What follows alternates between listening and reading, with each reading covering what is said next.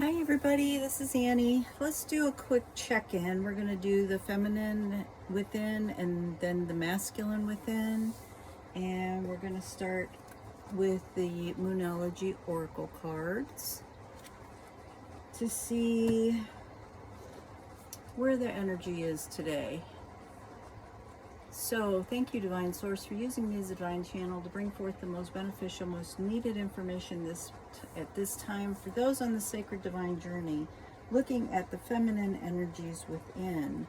What can you show us for an energy check-in for where the energy is for the feminine energy within?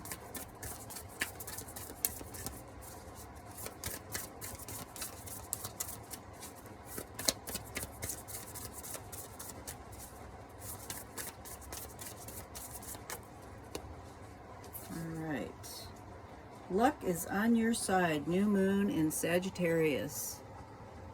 Very cool. Alright, let's look. New moon in Sagittarius. Let's look for the new moon.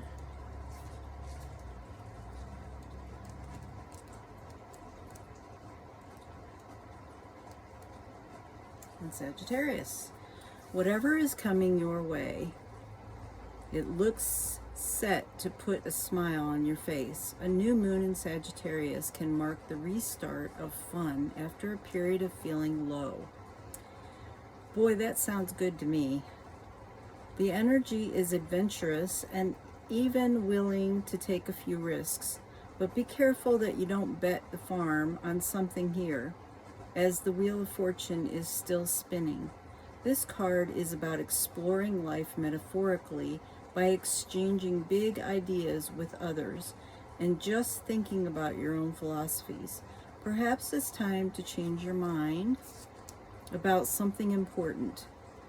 It can also signal a trip away is coming up, if that's something you're working to achieve. But the overall message of this card is that whatever happens next will be some sort of gift, even if that simply means widening your view. Count your blessings literally. Write them down or say them aloud. And I always encourage people to keep some kind of a little notebook and every day write down 3 things that it could be 3 great things that happened that day, or 1 great thing that happened, and 2 things that you're really grateful for, a blessing that came in, something that you noticed that's a really positive thing, just something that's in the positive light. Additional meanings: you need to laugh more. This is a wonderful time to start a course of study and teaching. Don't be narrow-minded and start a week of gratitude practice. There you go. Journaling, the blog, Facebook. The teaching. Sagittarius is the sign of fun, travel, exploration, and the great cosmic quest. It's the sign of big ideas. Its energy is expansive and upbeat, lucky and divine. The new moon in Sagittarius exudes all this, as does this card whenever you draw it. Nothing is set in stone with Sagittarius, and an optimistic energy could attract all manner of good things if you tap into the energy by expecting the best. Nice. Okay. So that's for the feminine energy. So for the masculine energy within, what can you show us? And that we're giving us an update on where that masculine energy within is at this point.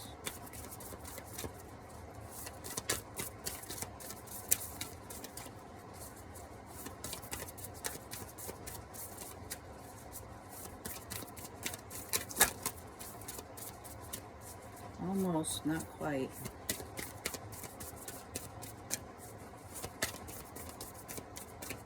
These cards tend to stick. They have like a, they're thicker and they have like a, almost like a waxy feel to them. Oh, there we go. We got a couple of them.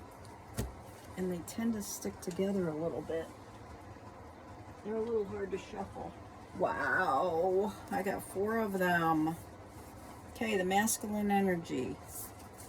So, look at the bigger picture. Full moon in Sagittarius. You are good enough. Full moon in Virgo.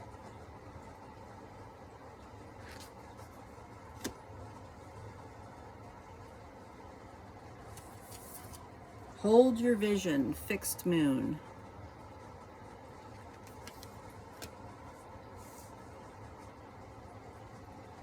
Let's see. Let me put that up there. And your dreams need a practical plan. Full moon in Taurus. Okay. Let's see. What do I feel drawn to read? Let's look at your dreams need a practical plan. Full moon in Taurus.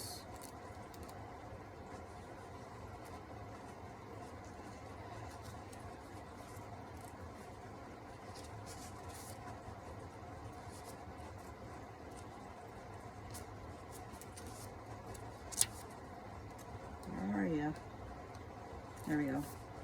Sometimes you need to weave a bit of magic, and sometimes you need to be practical. And sometimes you need to find a combination of the two. This card suggests that this is where you are now.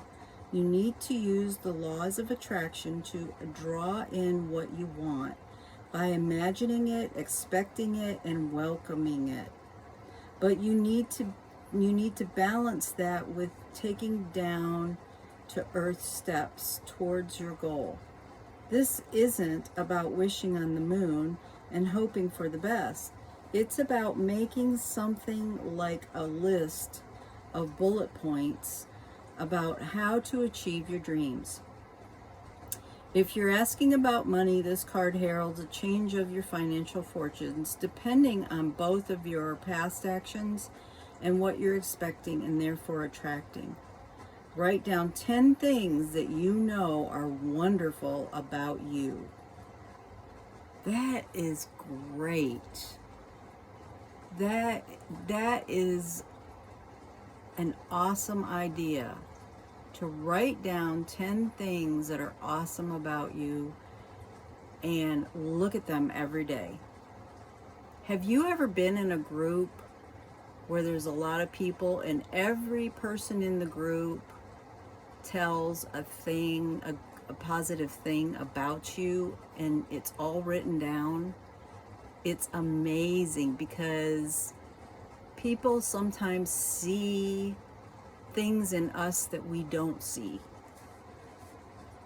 So if you have a close group of friends, you could ask, like, let's say you have 5 friends. You could ask them each to tell you 2 things. Let's play a game. Let's each tell 2 really positive things about each other.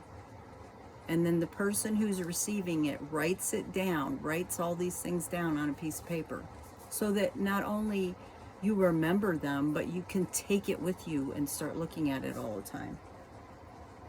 Okay. Additional meanings of this card. Laziness could explain your current situation. If so, change that and own it. Chasing money doesn't work. You need to chase a dream. And when it comes to money, if you want prosperity, you want more money in your life, is it because you want things to show other people what you've gained, or is it because you want to use it for something for good? The universe is more likely to give it to you and help you get it if you are wanting it because you want to use it to help others, not just for selfish reasons. Okay. Jealousy or envy create negative energies and attract negativity, and more exercise is called for. The teaching. The full moon in Taurus is a time to get back to earth, to get grounded, to work through any negative feelings you've been dealing with, and to find balance between being passionate and being overly intense. Money issues may come to the head at this time, in this time of full moon in Taurus, but you can take this card as a sign to pay more attention to your cash flow no matter when you draw it. Okay, and look at the bigger picture I'm also drawn to, which is a full moon in Sagittarius. A lot of Sagittarius stuff going on here. Libra, Scorpio, Sagittarius. Look at the bigger picture. Are you thinking too much about the details of your dilemma? Fretting over minutia can be counterproductive. Or perhaps you're being all talk and no action. This card is a reminder that while it's good to think things through, sometimes you need to step back and look at the bigger picture. What do you then see about your current situation? What's the most positive thought that you can have about it? Now it's the time to count your blessings, even if you don't yet have exactly what you want. This card is also a reminder that we often have to take a few risks and go with uncertainty on this journey called life. Try to keep an open mind about what's for the best. The universe could surprise you. Take time out for a mini break or an adventure. Additional meanings are the situation may have come around because you've been distracted. Be confident without being overconfident to win the day. Have you shown that you care? If not, now is the time. Find a balance between speaking your mind and saying too much. The teaching. Full moon in Sagittarius is a time when we are reminded that life is an adventure and there's a big wide world to see beyond your backyard. It's about having fun and being prepared to sail into uncharted territories. It's about big ideas versus the details. No matter when you draw this card, it encourages you to look at the bigger picture. Okay. Let's go ahead and look at You Are Good Enough. Full moon in Virgo. Virgo. It's time to be really honest with yourself and understand what's led you to ask your question. Have you been humbled to the point of being self-defacing? Humility is good, but it can go too far. And drawing this card suggests you may be underrating yourself. You don't have to be flash, just quietly certain that you are good enough. At the other end of the scale, you also need honest answers to the questions that have been too picky. The full moon in Virgo card needs some truthful answers. Once you've gotten them, it should be easier to see how you got to where you are. Your next step should be more obvious to you. Pay attention to the details. Hard work brings results. Find a balance between the cosmic and the mundane in your life. Additional meanings. Worrying too much will attract more things to worry about. Law of attraction. Have you been overly critical? An apology may be in order. Stop second-guessing yourself. Raise your karma by doing something good for someone else. The teaching. Full moon in Virgo is a time to declutter your life, your home, your office. It's the time to sort what's good in your life from what's not serving you. It's also the time to clear out your energies via salt bath and meditation, and to practice getting more grounded by walking barefoot. No matter when you draw this card, it's a reminder that at any time that any time is a good time to start living a healthier life. So two major themes that I am getting here is one, about yourself. How are you looking at yourself? And is it appropriate? Are you being too hard on yourself? And are you recognizing that by being too hard on yourself, that it makes you feel like you're not good enough? And the other thing was,